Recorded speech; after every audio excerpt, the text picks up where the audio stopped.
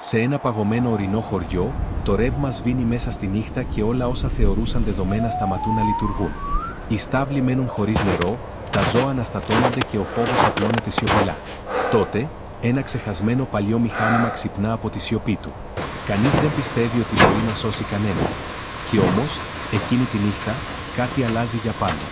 Μείνε μέχρι το τέλος του βίντεο, γιατί όσα θα ακολουθήσουν ίσως σε εκπλήξουν. Αν η ιστορία σε αγγίζει, δείξε το με ένα like και κάνε εγγραφή στο κανάλι για περισσότερες παρόμοιες αφηγήσεις. Και γράψε μου στα σχόλια από ποιο μέρος μας παρακολουθείς. Μου αρέσει πολύ να βλέπω από που έρχονται οι άνθρωποι που μοιράζονται αυτές τις ιστορίες μαζί μας. Το ξημέρωμα έφτασε αργά στο χωριό, σαν να δίσταζε να αγγίξει τα βουνά που το περικύκλωναν. Το κρύο είχε παγώσει τα πάντα. Οι πέτρες στην αυλή ήταν σκληρές σαν σίδερο και η ανάσα του Νικόλα έβγαινε σε μικρά σύννεφα που χάνονταν στον αέρα. Στεκόταν μόνος μέσα στην παλιά πέτρινη αποθήκη, εκεί όπου ο χρόνος είχε αφήσει τα σημάδια του παντού. Στους τοίχους υπήρχαν ρογμές γεμάτες σκόνη, στο πάτωμα παλιά ίχνη από λάδι και χώμα, και στη μέση, σιωπηλό, στεκόταν το παλιό μηχάνημα. Το μέταλλο είχε θαμπώσει, η σκουριά είχε φάει τις άκρες του, μα για τον Νικόλα δεν ήταν ένα άχρηστο αντικείμενο. Ήταν κάτι ζωντανό, κάτι που είχε δουλέψει δίπλα του όταν τα χέρια του ήταν ακόμα δυνατά και η ζωή δεν είχε τόσο βάρος πάνω στους ώμους του. Έτριψε την παλάμη του πάνω στο κρύο μέταλλο και ένιωσε μια παράξενη παρηγοριά. Του φάνηκε σαν να άγγιζε ένα κομμάτι από το παρελθόν του, τότε που όλα ήταν πιο δύσκολα αλλά και πιο απλά. Τότε που δεν υπήρχαν κουμπιά και οθόνες, μόνο υδρότας, υπομονή και επιμονή. Έξω ακούστηκε ο ήχος ενός αυτοκινήτου που πλησίαζε. Ο Νικόλας γύρισε το κεφάλι του προς την πόρτα της αποθήκης. Ήξερε ποιος ερχόταν. Ο Ανδρέας κατέβηκε από το αυτοκίνητο με βιαστικά βήματα. Τα παπούτσια του ήταν καθαρά, ξένα με το χώμα της αυλής. Στα μάτια του υπήρχε εκείνη η ανυπομονησία των ανθρώπων που πιστεύουν πως όλα λύνονται με σχέδια και νούμερα. Μπήκε μέσα στην αποθήκη και κοίταξε γύρω του με μια έκφραση που έκρυβε αμηχανία και απογοήτευση. Το βλέμμα του στάθηκε στο παλιό μηχάνημα και για μια στιγμή φάνηκε σαν να ντράπηκε που βρισκόταν ακόμα εκεί.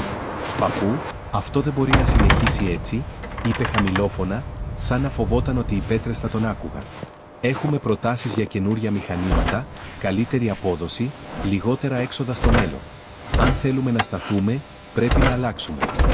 Ο Νικόλας δεν απάντησε αμέσως. Κοίταξε τον εγγονό του και μετά το παλιό μηχάνημα. Στα μάτια του πέρασαν εικόνες από χρόνια δύσκολα, από μέρες που η γη δεν έδινε τίποτα και όμως εκείνο συνέχιζε. «Αυτό εδώ μας κράτησε όρθιους όταν δεν υπήρχε τίποτα άλλο», είπε τελικά ήρεμα. «Δεν είναι βάρος. Είναι μνήμη». Ο Ανδρέας χαμήλωσε το βλέμμα. Δεν ήξερε πως να αντικρούσει κάτι που δεν μετριόταν σε χρήματα. Έξω, ο άνεμος δυνάμωνε και ένα παράξενο βάρος απλώθηκε στη σιωπή του χωριού, σαν να προμείνει ότι κάτι ερχόταν, κάτι που θα δοκίμαζε όσα πίστευαν και οι δύο. Ο Νικόλας δεν μιλούσε συχνά για τα παλιά χρόνια. Τα κουβαλούσε μέσα του σαν πέτρες βαριές, που δεν είχαν ανάγκη από λόγια για να υπάρχουν. Εκείνο το πρωινό όμως, καθώς το κρύο έμπαινε από τις χαραμάδες της αποθήκης, οι εικόνες γύρισαν μόνες τους πίσω. Σαν να άνοιξε μια πόρτα που είχε μείνει κλειστή για δεκαετίες. Θυμήθηκε τον εαυτό του νέο, με τα χέρια γεμάτα πληγές από τη δουλειά και το βλέμμα στραμμένο στη γη που δεν έδινε πάντα όμικρον με τόνο τι τη ζητούσες. Τότε, στα τέλη της δεκαετίας του 40, το χωριό δεν είχε φως. Τα βράδια κατέβαινε νωρίς η νύχτα και οι άνθρωποι μάθαιναν να κινούνται μέσα στο σκοτάδι σαν να ήταν φυσικό πράγμα. Δεν υπήρχαν εύκολα καύσιμα, ούτε χρήματα για ανταλλακτικά. Όμικρον με τόνο ότι χαλούσε, έπρεπε να φτιαχτεί με τα χέρια και το μυαλό. Και όμως, μέσα σε εκείνη τη φτώχεια, υπήρχε μια σιωπηλή αξιοπρέπεια. Οι άνθρωποι δεν περίμεναν βοήθεια από αλλού. Στήριζαν ο ένας τον άλλον και προχωρούσαν. Το παλιό μηχάνημα είχε έρθει τότε στο χωριό σαν δώρο απρόσμενο. Δεν ήταν καινούριο ούτε εντυπωσιακό, μα δούλευε όταν όλα τα άλλα σταματούσαν. Ο Νικόλας θυμόταν τη μέρα που το έφεραν με τα ζώα, μέσα από χωματόδρομους γεμάτους λάσπη. Θυμόταν το πρώτο του ξεκίνημα, τον παράξενο ήχο του, τον καπνό που γέμισε τον αέρα και την ανακούφιση στα πρόσωπα των ανθρώπων όταν είδαν ότι μπορούσε να κινηθεί η δουλειά ξανά. Από τότε, δεν το είδε ποτέ απλώς σαν μηχάνημα. Το ένιωσε σαν έναν σύντροφο που στεκόταν δίπλα του στις δύσκολες ώρες, όταν η πείνα απειλούσε και ο χειμώνας έμοιαζε ατελείωτος. Καθώς οι μνήμες ξετυλίγονταν μέσα του, ο Νικόλας κοίταξε τον Ανδρέα. Έβλεπε στα μάτια του την αμφιβολία, την απόσταση. Ο εγγονός του δεν είχε ζήσει εκείνες τις νύχτες χωρίς φως, δεν είχε νιώσει το βάρος της αβεβαιότητας. Για εκείνον, ο κόσμος ήταν πιο τακτοποιημένος. Υπήρχαν λύσεις για όλα, αρκεί να υπήρχαν χρήματα και σωστά μηχανήματα. Ο Νικόλας ήξερε ότι αυτή η διαφορά δεν ήταν απλώς θέμα ηλικίας. Ήταν δύο διαφορετικοί τρόποι να βλέπεις τη ζωή. Ο ένας έμαθε να αντέχει με όμικρον μετώνα τι είχε. Ο άλλος έμαθε να απαιτεί αυτό που του έλειπε. Η σιωπή ανάμεσά τους έγινε πιο βαριά. Δεν υπήρχε θυμός, μόνο μια αδιόρατη απόσταση που μεγάλωνε. Ο Νικόλας αναρωτήθηκε αν κάποτε ο Ανδρέας θα καταλάβαινε πως η απλότητα δεν είναι φτώχεια, αλλά ένας άλλος τρόπος ελευθερίας. Ο χιονιάς ήρθε τη νύχτα χωρίς προειδοποίηση, σαν να κατέβηκε από το βουνό για να δοκιμάσει τις αντοχές του χωριού. Το πρωί, όλα ήταν σκεπασμένα με ένα παχύ στρώμα λευκού που έκανε τους δρόμους αγνώριστους. Τα δέντρα έγερναν από το βάρος, οι στέγες έτριζαν και ο αέρας έκαιγε τα πνευμόνια με κάθε ανάσα. Η ησυχία απλώθηκε παντού, μια παράξενη ησυχία που δεν έμοιαζε ειρηνική, αλλά απειλητική. Λίγο μετά την αυγή, τα φώτα έσβησαν. Στην αρχή κανείς δεν ανησύχησε. Συμβαίνει καμιά φορά, είπαν. Μα τα λεπτά έγιναν ώρες και το σκοτάδι έμεινε. Οι αντλίες του νερού σταμάτησαν να δουλεύουν, οι αυτόματες ταΐστρες του στάβλου σώπασαν. Τα σύγχρονα μηχανήματα, που μέχρι χθες έμοιαζαν ανίκητα, έμειναν ακίνητα, παγωμένα, σαν να είχαν χάσει ξαφνικά το λόγο ύπαρξής τους. Ο Ανδρέας πάτησε κουμπιά, κοίταξε οθόνες που δεν άναβαν, προσπάθησε να δώσει ζωή σε κάτι που είχε ανάγκη από ρεύμα για να υπάρξει. Τίποτα δεν ανταποκρίθηκε. Οι πρώτες φωνές ακούστηκαν από τους στάβλους. Τα ζώα, ανήσυχα από το κρύο και την έλλειψη νερού, χτυπούσαν τα πόδια τους στο έδαφος. Η αναπνοή τους έβγαινε βαριά, γεμάτη ατμούς που ανέβαιναν σαν καπνό στο παγωμένο αέρα. Ο Ανδρέας έτρεξε από τη μία άκρη της αυλής στην άλλη, με τα χέρια χωμένα στις τσέπες, το βλέμμα γεμάτο ανησυχία. Προσπαθούσε να βρει μια λύση εκεί που δεν υπήρχε. Κάθε του κίνηση έμοιαζε άσκοπη. Για πρώτη φορά στη ζωή του, ένιωθε ότι όλα όσα είχε μάθει δεν αρκούσαν. Ο Νικόλας στεκόταν λίγο πιο πέρα και παρατηρούσε. Δεν είπε τίποτα. Δεν υπήρχε ικανοποίηση στο πρόσωπό του, ούτε πίκρα. Μόνο μια βαριά γνώση, σαν να έβλεπε κάτι που είχε ξαναδεί πολλές φορές στη ζωή του. Ήξερε πως όταν οι συνθήκες αλλάζουν, αποκαλύπτεται τι πραγματικά έχει αξία. Το χιόνι συνέχιζε να πέφτει ασταμάτητα και ο άνεμος σφύριζε ανάμεσα στα κτίσματα, σαν να ψιθύριζε πως η φύση δεν ενδιαφέρεται για την ανθρώπινη άνεση. Ο Ανδρέας στάθηκε τελικά στη μέση της αυλής, με το βλέμμα χαμένο στο λευκό που κάλυπτε τα πάντα. Ένιωσε μια σφιχτή θηλιά στο στήθος. Όλα όσα θεωρούσε δεδομένα είχαν σταματήσει μέσα σε λίγες ώρες. Η πρόοδος, όπως την ήξερε, έμοιαζε ξαφνικά άχρηστη χωρίς το ρεύμα που τη στήριζε. Για πρώτη φορά, δεν είχε απάντηση. Ο Νικόλας δεν είπε λέξη. Έριξε μόνο μια ματιά στο σκοτεινό ορίζοντα του χωριού και ύστερα γύρισε αργά προς την παλιά αποθήκη, σαν να είχε πάρει μια απόφαση που ορίμαζε μέσα του από καιρό. Το χιόνι έτριζε κάτω από τα βήματά του. Η πόρτα άνοιξε με έναν βαρύ αναστεναγμό, σαν να ξυπνούσε κάτι που κοιμόταν χρόνια. Μέσα, το κρύο ήταν πιο πυκνό, σχεδόν βαρύ, και η μυρωδιά της σκουριάς και του παλιού λαδιού πλανιόταν στον αέρα. Ο Ανδρέας τον ακολούθησε διστακτικά. Δεν είπε τίποτα, μα το βλέμμα του πρόδιδε αμφιβολία.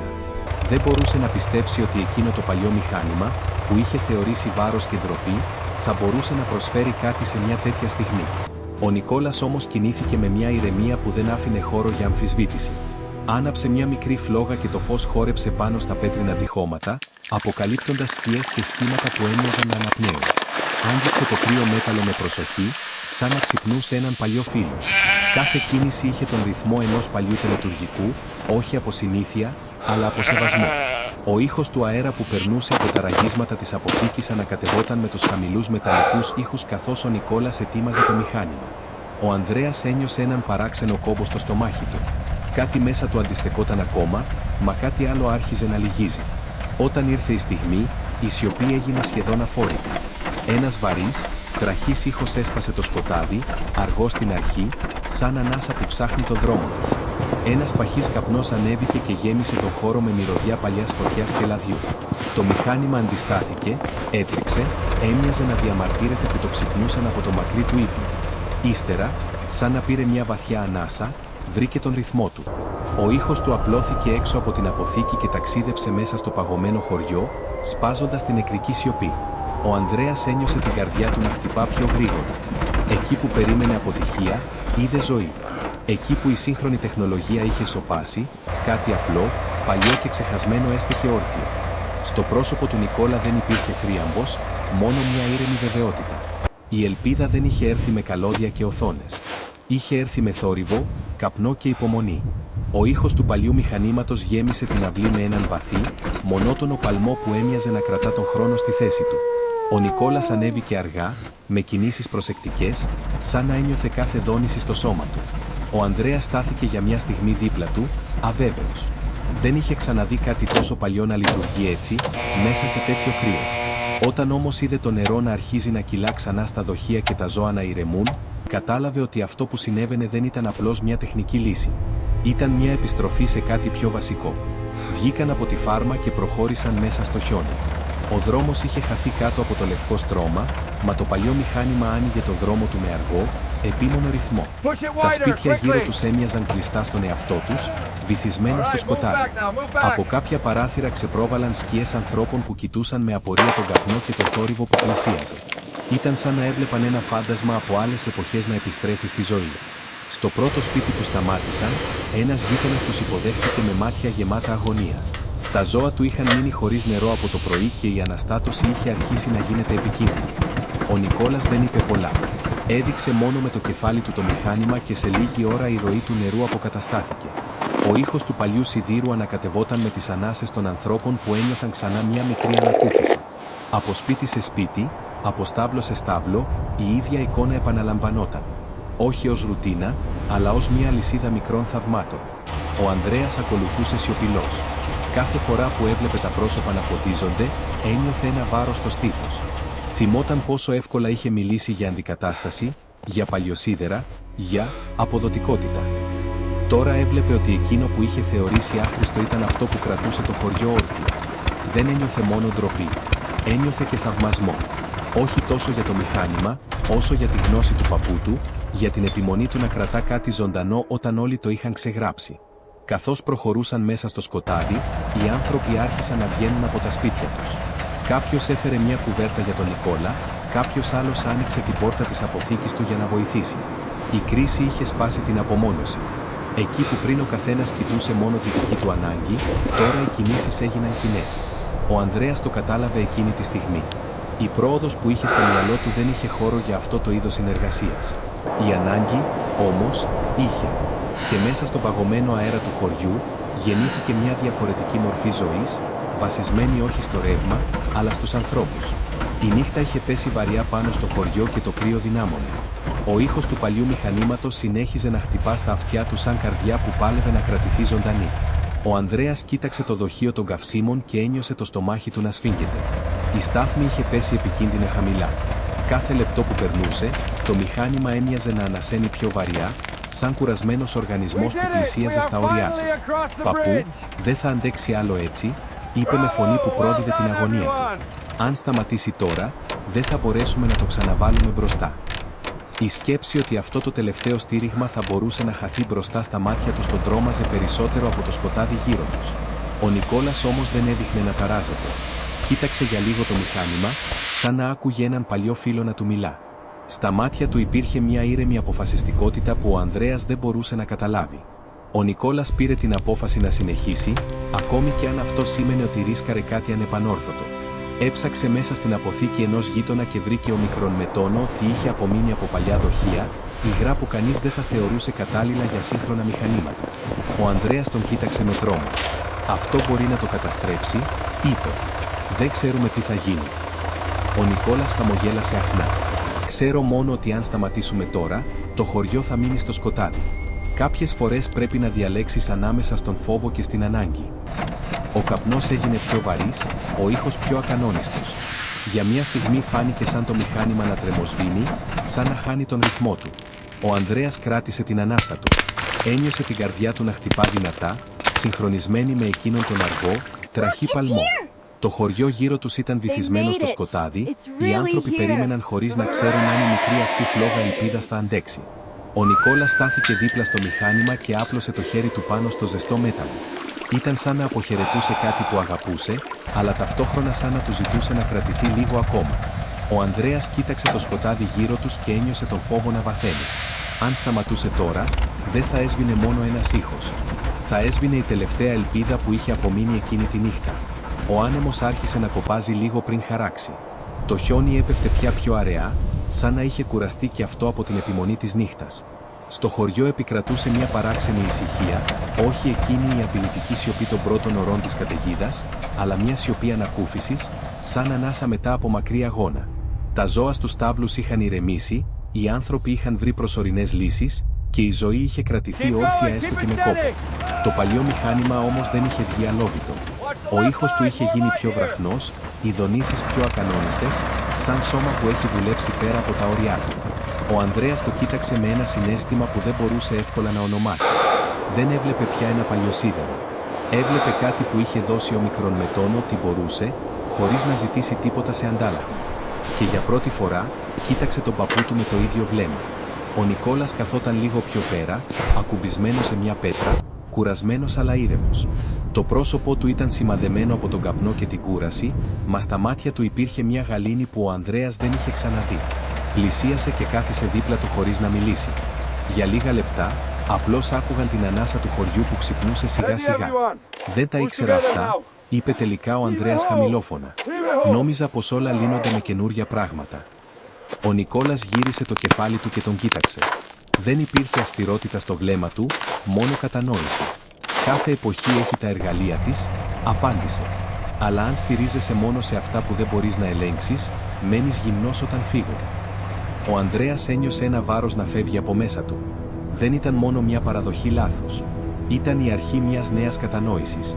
Είδε τον παππού του όχι σαν κάποιον που είχε μείνει πίσω στο χρόνο, αλλά σαν άνθρωπο που είχε μάθει να στέκεται όρθιος όταν όλα γύρω του κατέρεαν. Εκείνη η σιωπηλή συμφιλίωση δεν χρειαζόταν περισσότερα λόγια. Ήταν αρκετό που καθόντουσαν μαζί, βλέποντας το χωριό να παίρνει ξανά ανάσα. Τα χρόνια πέρασαν αθόρυβα, όπως περνούν όλα όσα δεν κάνουν θόρυβο όταν φεύγουν. Το χωριό άλλαξε. Οι δρόμοι στρώθηκαν καλύτερα, οι αυλές γέμισαν καλώδια, κεραίες και μικρά φώτα που άναβαν μόνα τους μόλις έπεφτε το σκοτάδι. Η ζωή έγινε πιο άνετη, πιο γρήγορη, πιο συνδεδεμένη.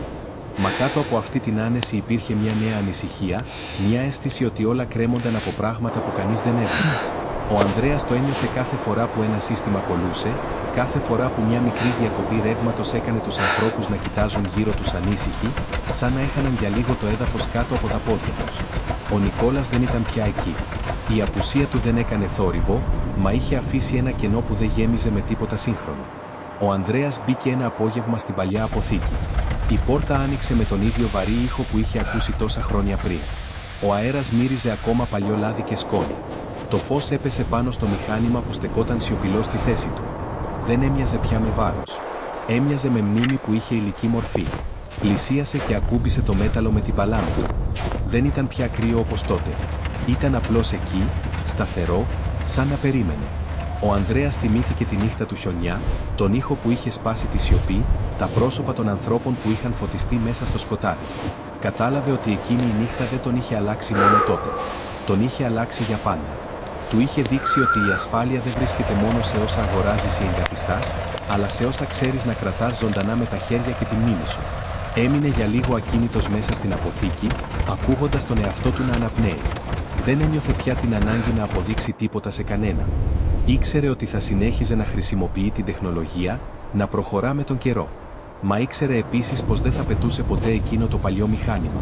Όχι επειδή το χρειαζόταν κάθε μέρα, αλλά επειδή του θύμιζε ποιος είναι όταν όλα γύρω του σβήνουν. Η απλότητα δεν ήταν επιστροφή στο παρελθόν.